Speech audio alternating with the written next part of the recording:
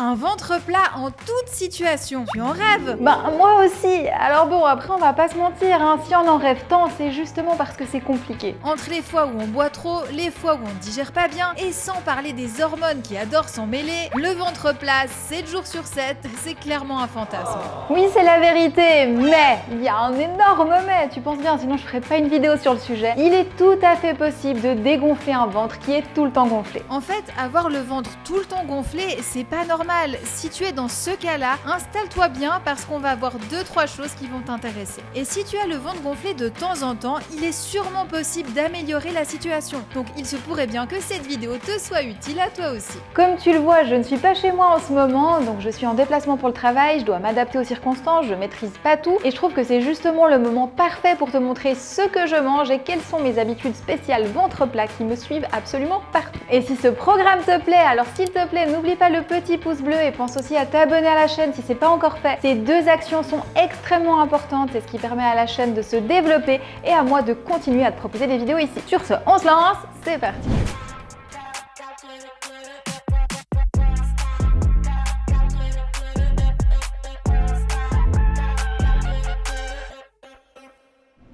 Avant de te parler de ce que je vais manger dans cette journée ventre plat, je voulais déjà te parler de ce que je ne veux pas manger. Souvent, si tu arrives à éviter certains faux amis qui peuvent annuler tous tes efforts, tu fais déjà un énorme pas vers ton objectif. Parce qu'il n'y a rien de pire que de choisir les bons aliments, mais de finir par ruiner tous tes efforts juste avec un produit qui est super mauvais. Donc quand je veux me lancer avec un objectif précis, je regarde toujours s'il y a quelque chose dans mes habitudes qui pourrait être négatif. Ça peut être un comportement ou un aliment, quelque chose que je devrais supprimer ou en tout cas éviter. Alors aujourd'hui, je te partage ma réflexion, c'est 3 aliments ou plutôt 3 catégories d'aliments que j'évite. Alors en temps normal, je mange ces aliments de temps en temps, mais quand j'ai le focus ventre plat, là vraiment, je les mets de côté. Les premiers aliments, ce sont les crudités et les crucifères, c'est la famille des choux. Pas besoin de te dire que c'est super sain et qu'il faut surtout pas les retirer de ton alimentation, mais dans un objectif ventre plat, ce sont des aliments qui sont plus difficiles à digérer et qui peuvent te faire gonfler l'estomac. Donc là, je remplace les crudités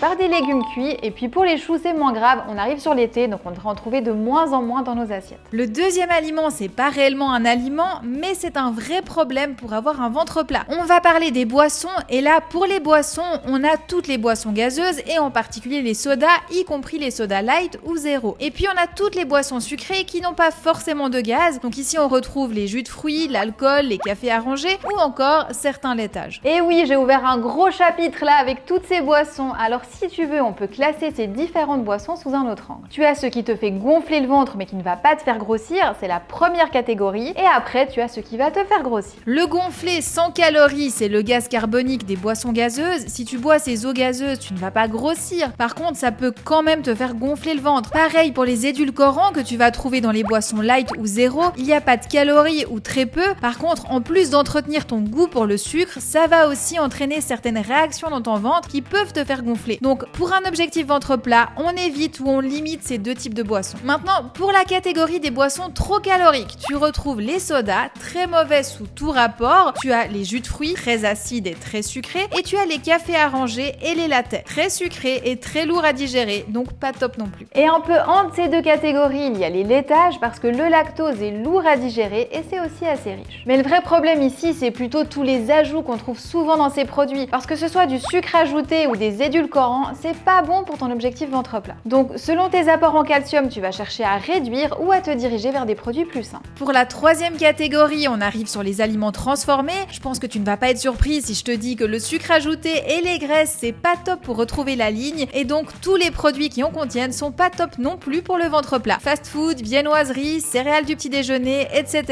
Tu connais la musique. Un des points communs de tous ces produits transformés, c'est la très faible quantité de fibres. Et avec ce point d'attention sur les fibres, on arrive sur la farine raffinée, le pain et les pâtes. C'est pas pour te dire que c'est mauvais, mais juste pour t'orienter vers les variantes complètes. Tu as peut-être déjà noté que je te parlais déjà des fibres dans les précédentes vidéos, parce que les fibres c'est important pour la santé en général, mais aussi dans cet objectif de ventre plat. Et je te disais justement dans la précédente vidéo que les fibres, eh bien ça ne se trouve pas que dans les légumes, et c'est justement ce qu'on va voir aujourd'hui.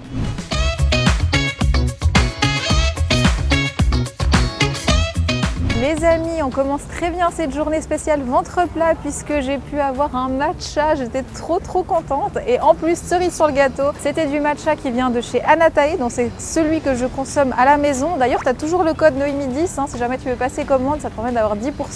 Je te l'affiche à l'écran. Donc j'ai pris un matcha avec boisson végétale avoine et j'ai précisé de l'allonger avec un petit peu d'eau pour pas avoir justement trop de boisson végétale. Alors ok, il n'y a pas de lactose dedans, mais dans ces produits, il y a du sucre ajouté. Et quand tu es au restaurant, tu sais pas quel produit ils sélectionnent. Donc comme ça, on évite un petit peu le problème en demandant moins. Avec ce matcha à manger, il y avait une tartine. Donc là, c'était une tartine avec du houmous. On avait aussi de l'avocat, de la feta, un petit peu de graines de courge. Ça, c'est top pour les vitamines. Il y avait des noisettes torréfiées. Donc aussi pour les bonnes graisses, c'est intéressant. J'ai demandé en supplément à avoir 2 œufs déjà parce qu'on avait partagé avec Alex. C'est vraiment des grosses portions, donc c'était suffisant. Et comme ça rééquilibre un petit peu l'apport en protéines parce qu'à mon sens, il n'y en avait pas assez. Il y avait des protéines dans le houmous. D'ailleurs, le houmous, c'est à base de pois chiches et je sais que beaucoup de personnes ne supportent pas les légumineuses, ont de la peine à les digérer. Donc pour le ventre plat, justement, on les évite. Sauf que en réalité, c'est pas ça qu'il faut faire. Il faut habituer ses intestins. Donc il faut vraiment commencer à en manger par petites doses, un tout petit peu. Et à force, on s'habitue et c'est justement grâce à ça qu'on arrive mieux à digérer. Donc au début c'est difficile mais ça vaut la peine parce que grâce à ça on peut avoir un ventre plus plat. Pour le pain, il y avait sur la carte la possibilité de le demander sans gluten, donc j'ai pris cette option parce que c'était précisé que ça venait de la boulangerie Copain et là-bas justement je sais qu'ils font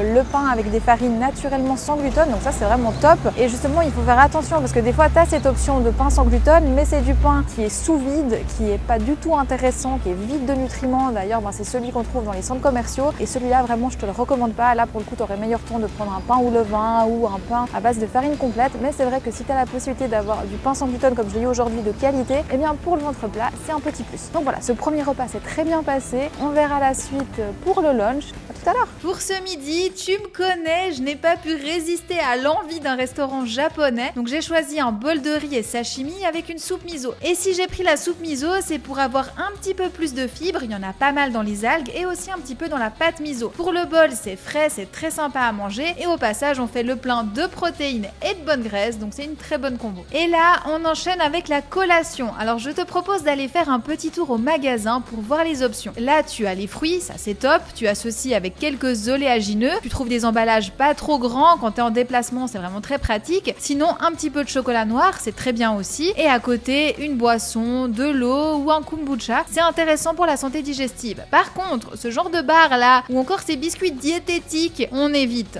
Bon la team, j'ai bien bossé là, je suis contente et j'ai aussi réservé le resto pour ce soir. Donc pour le dernier repas, ce sera quelque chose que j'ai pas mangé depuis un bon moment et pourtant j'adore. Donc ce sera crêpes.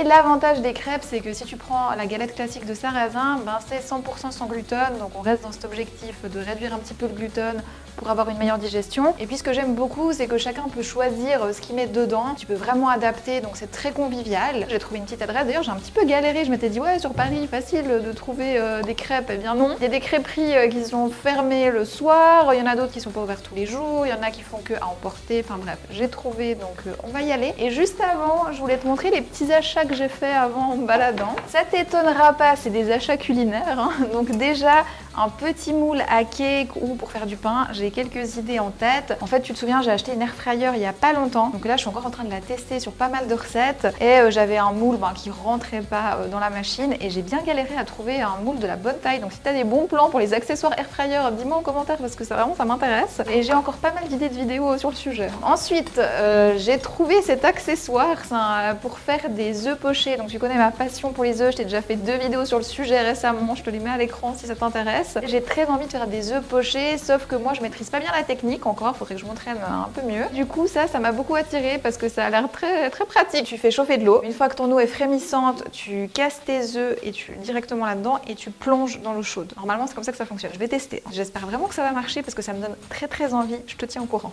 Encore un petit dernier. Cette fois c'est un moule plutôt forme ronde pour faire des tartes ou des gâteaux ou d'autres choses que je ne te dis pas encore maintenant. Donc voilà, petit achat culinaire, je suis contente. Et puis sur ces bonnes paroles, nous allons pouvoir aller manger une crêpe. Voilà la crêpe, donc j'ai choisi jambon, œuf miroir et champignons. Normalement, j'évite vraiment les produits transformés comme le jambon, donc ce sera la petite entorse du jour, mais tout le reste était nickel. Et ce qui compte, c'est vraiment la situation globale. Si c'est pas 100% parfait, ce n'est pas grave. Alors on est rentré de la crêperie, franchement c'était très sympa, on s'est détendu, on a bien mangé d'ailleurs toute la journée, on a bien mangé, on s'est détendu. Ce qui est un petit peu particulier aujourd'hui, c'est qu'on tournait cette vidéo et on travaillait en parallèle. Du coup on a décidé que pour la vidéo, on allait passer des bons moments en allant dans les restos et tout. Franchement c'était vraiment très cool, donc j'ai beaucoup aimé. Ce qui nous a un petit peu fait rire ce soir, c'est que le monsieur il m'a demandé, le serveur, est-ce que vous voulez du cidre et tout, et quand on me demande ça, il y a toujours Alex qui est mort de rire parce qu'on a vraiment le souvenir d'une crêperie dans laquelle on était allé, et d'ailleurs c'était aussi à Paris, où il y avait toute une étagère en face de moi avec plein de bouteilles de cidre, et tout d'un coup on était en train de manger et il y en a une qui a explosé et le bouchon il est passé mais à ça de moi. J'ai eu une chance folle parce que j'aurais quand même pu me faire mal, et c'est vrai que on est resté vraiment mais choqués de cette situation. Donc depuis, chaque fois qu'on me demande du cidre, j'ai un peu, je sais pas, je regarde s'il y a des bouteilles. Bon, c'est un peu débile comme réflexe, mais bon, voilà pour la petite histoire. Sinon là, dernière habitude ventre plat, je me suis fait une tisane, donc c'est fruits rouges. Écoute, elle est très bonne, j'aime beaucoup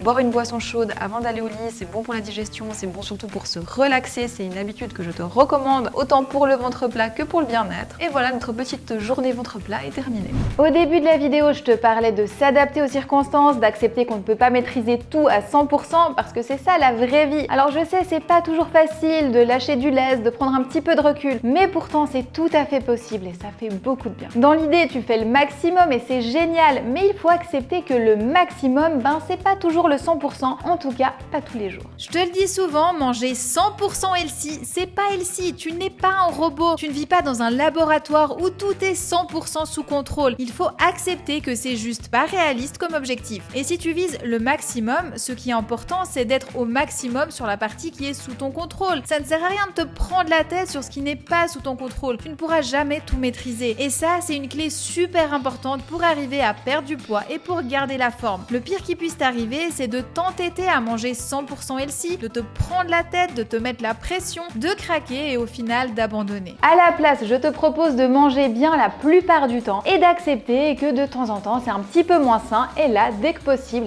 tu retournes à ta routine tout simplement. Et voilà, c'est comme ça que tu atteins ton objectif. D'ailleurs, c'est l'état d'esprit que je développe et que j'encourage dans mes programmes, et c'est pour ça que ça fonctionne. Si tu veux en savoir plus, tu trouveras toutes les informations sur mon site, je te mets le lien à l'écran. Il y a une FAQ avec toutes les réponses à toutes tes questions et un petit quiz pour t'orienter vers le programme qui est fait pour toi. Je t'invite à faire une petite visite. Pour ma part, tu l'as compris, en ce moment, je suis le programme Ventre Plat. Et pour terminer, je te rappelle que tu peux aussi rejoindre le groupe Facebook Ma Vie de Cricket. C'est un groupe fermé, on échange entre nous des recettes, des questions nutrition. C'est sympa, c'est convivial et tu es la bienvenue. Et moi, je te dis à bientôt dans une prochaine vidéo. Avant de quitter, n'oublie pas de mettre le petit pouce bleu si tu as apprécié passer toute la journée avec moi. Et sur ce, je te dis à bientôt. Ciao!